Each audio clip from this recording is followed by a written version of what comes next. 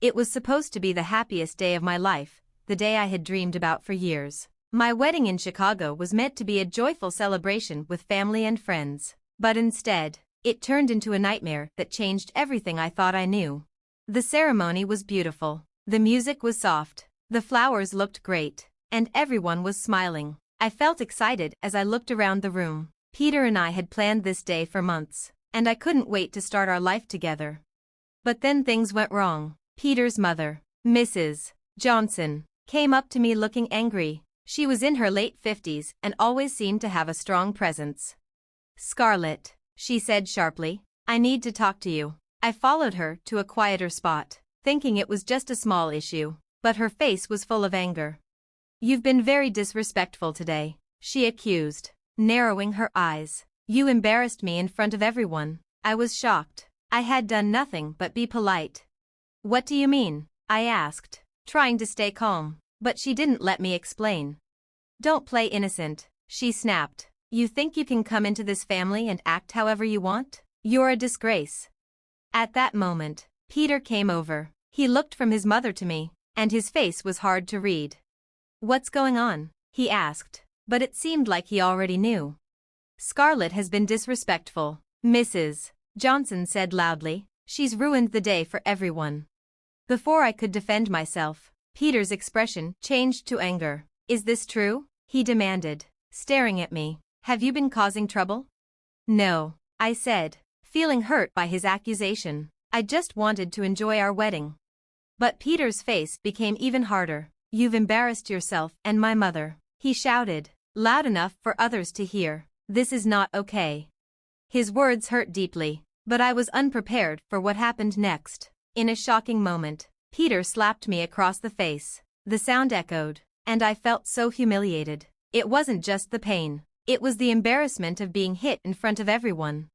The room went silent. Guests looked at each other nervously, but no one stepped in. Mrs. Johnson looked pleased, as if she had won something.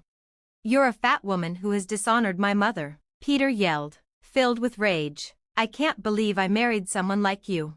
I stood there, stunned, with tears in my eyes. The crowd seemed to blur around me. I wanted to run away and hide, but I just froze, unable to process what had just happened. Peter's behavior was shocking and hurtful. I felt my dignity slipping away as the guests slowly went back to their conversations. The laughter and music felt like they were mocking my pain. When I finally got my bearings, I knew I couldn't stay there any longer. I excused myself from the reception and found a quiet spot in the back, away from everyone. The tears came freely as I tried to make sense of the evening. I had always thought of my wedding day as a fairy tale, but instead, it felt like a cruel reminder of my harsh reality. My marriage, which I had hoped would bring happiness and security, felt like a lie. Peter's and his mother's behavior showed me a toxic and abusive dynamic I hadn't seen before. The humiliation was a wake-up call. I couldn't let this be the end of my story. As I looked at my reflection in the dim light, I promised myself I wouldn't remain a victim. I would seek justice and expose the truth, no matter how difficult it might be. The wedding, once a symbol of new beginnings, had become a turning point in my life. The pain and betrayal were deep, but they also sparked a fire in me. I knew the journey to reclaim my life and seek justice would be long, but I was determined to face it. This was just the beginning of my fight. In the weeks after the terrible wedding, I felt lost. The pain of Peter's public humiliation was still fresh, but what hurt even more was realizing my marriage had been fake. I knew I couldn't let Peter and Mrs. Johnson's cruelty control my life. I needed to take charge and find a way to fight back.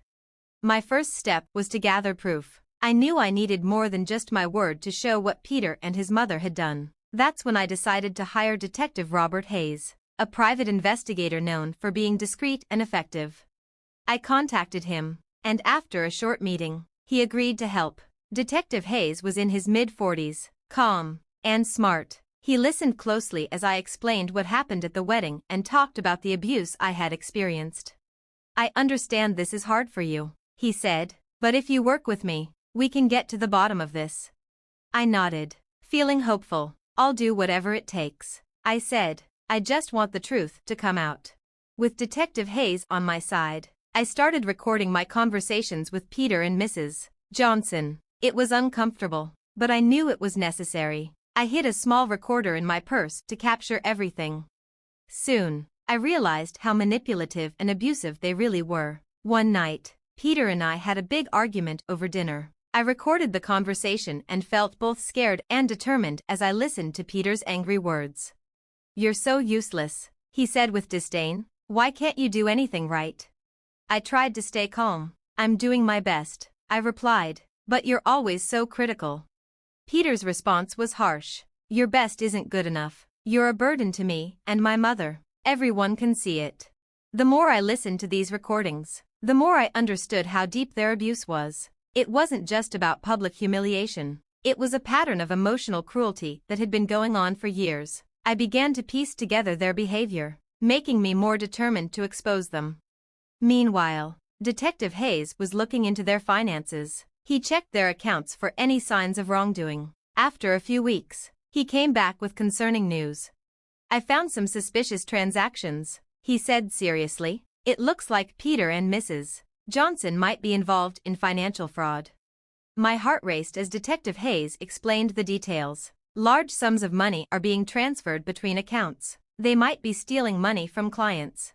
This revelation shocked me, but it made sense. Peter was a financial advisor, and Mrs. Johnson was always involved in his business. Their abusive behavior was becoming more alarming. They weren't just controlling, they might also be criminals.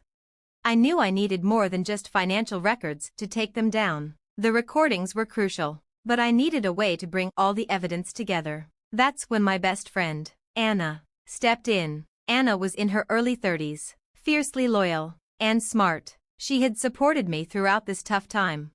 When I showed Anna the evidence, she was shocked but determined. "We have to do something with this," she said, looking at the recordings and financial documents. "This isn't just about you anymore. They're committing serious crimes."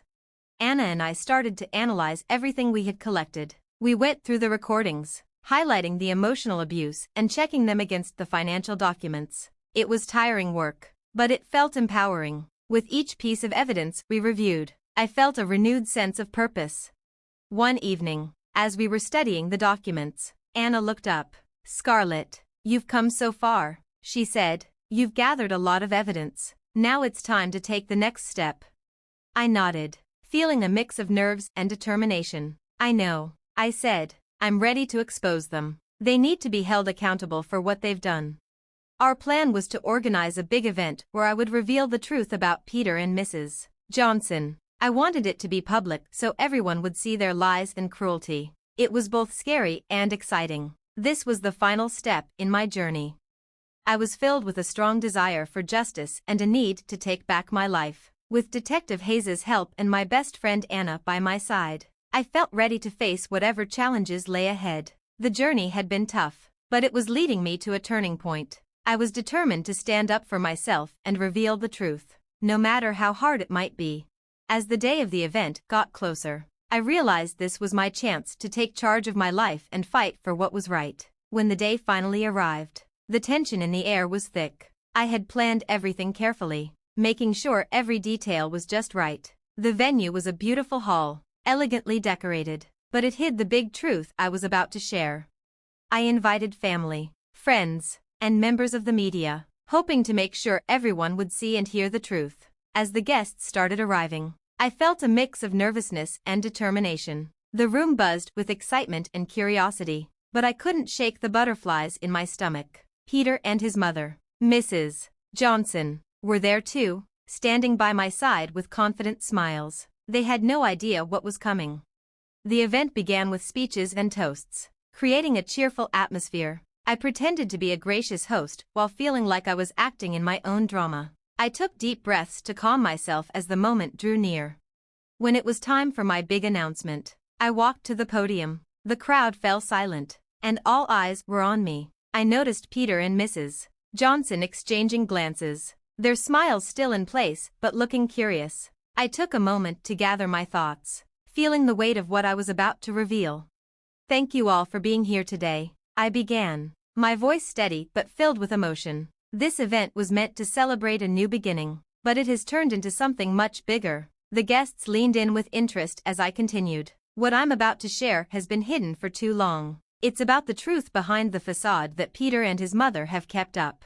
I saw Peter's smile fade as I spoke, his eyes narrowing. Mrs. Johnson looked calm, but I could feel the tension. Taking a deep breath, I pressed a button on a remote, and the large screen behind me lit up. It showed a series of audio recordings and financial documents.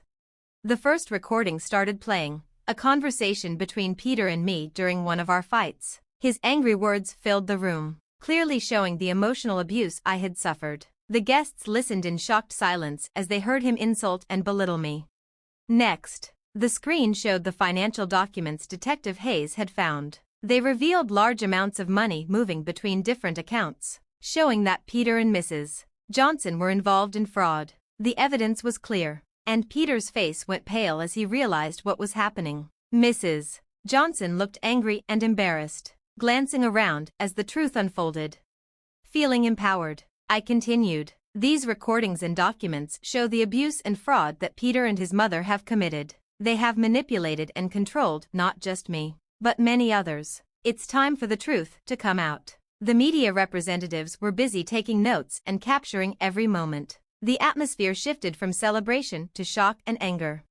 Guests began murmuring among themselves, clearly stunned. Peter finally spoke up, his voice shaking with anger and fear. "This is ridiculous," he said. "These are just lies. You're trying to ruin us." But his words were drowned out by the evidence. People were outraged and showed their support for me, while others expressed their disbelief. The room was buzzing with conversation, and I felt a sense of vindication as the event wrapped up.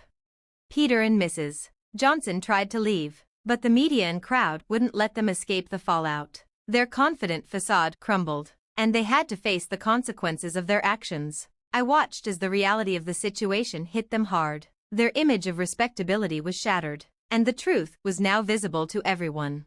For me, this was a moment of victory and an important step toward taking back my life. I had successfully exposed Peter and Mrs. Johnson, but it was also a personal triumph. I had taken charge of my story and fought back against the wrongs I had faced. Looking around at the stunned faces and the activity in the room, I felt relief and determination.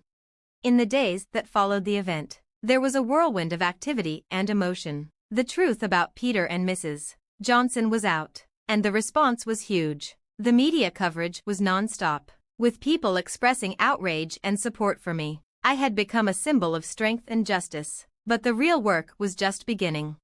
As the weeks went by, the media attention grew. Peter and Mrs. Johnson were scrutinized, and their lives were exposed. The financial fraud charges were serious, and investigations into their activities began. The once confident couple now faced a legal battle that could ruin their wealth and reputations. While the media focused on them, I knew my journey was far from over. I needed to navigate the legal system to make sure justice was served. My lawyer, who had been with me through this process, helped build a strong case using the evidence we gathered. We compiled recordings, financial documents, and testimonies to support my claims against Peter and Mrs. Johnson. The courtroom was intimidating, but I faced it with determination. As the trial began, I took the stand to share my story about the abuse and fraud. It was an emotional experience, but I was committed to seeing it through. Each day reminded me of the pain I had endured, but it also showed me my strength. Peter and Mrs. Johnson tried to defend themselves, but their arguments were weak against the strong evidence we had. Their attempts to dismiss my recordings were futile. The financial documents clearly showed their wrongdoing, and their credibility fell apart. The trial reached its peak when the judge announced the verdict. Peter was found guilty of financial fraud and ordered to repay his victims. Mrs. Johnson also faced penalties, including fines and a damaged reputation. The judge granted me a divorce, recognizing the emotional abuse I had suffered.